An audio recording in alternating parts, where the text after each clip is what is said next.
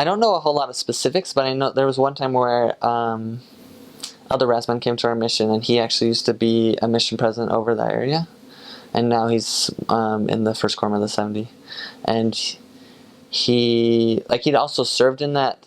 It was like the Eastern States Mission or whatever when he was there, and then he came back as a mission president, and then he came back to visit us, and he shared with us how there was a time where, like in the early days of the church, where they sent some of the 12 and like Joseph Smith, they went to New York to go and preach the gospel.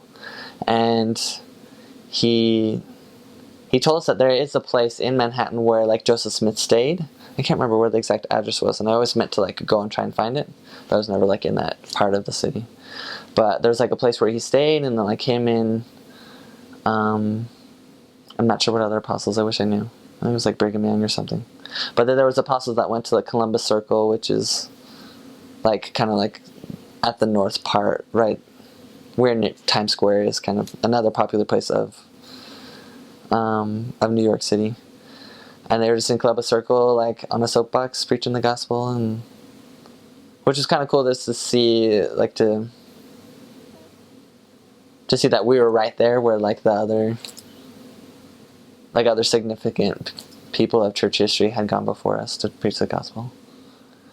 And then the story of how they got the temple is, I wish I knew all the details as well. I'd recommend anyone going there to go and like to ask people that know about it to tell them.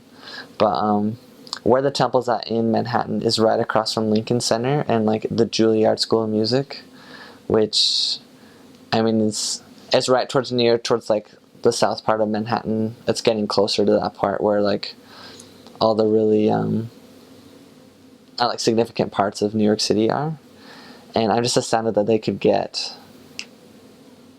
they could get the land there. I guess it used to be a stake center. I don't know how they got that area before that, but it used to be a stake center, and then they just kind of built up from it and built a temple. And I also heard that they had difficulty I guess they sell airspace in New York City as well, because it's so small. They just like, you have to own the airspace above you. I don't really know how it works, but they had a hard time like putting the angel Moroni on top of the temple because of the complications of like the neighboring, whoever was in charge of the neighboring properties or something like that.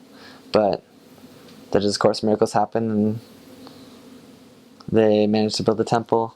And on one of the train stops, when you walk up the stairs, you can just you see the angel Moroni, and then you kind of walk up and you start to see like as the temple kind of comes down into your vision, and it was just super cool. The first time I went up those stairs, and then I was like going up as if to go like, oh, where's the temple from here?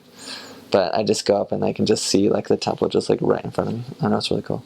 And it's cool that such a significant part of our religion is right in the heart of, I know, the world's activity. So people that go and visit Lincoln Center and things like that will see the temple, which is cool that we have an opportunity to preach the gospel in that way.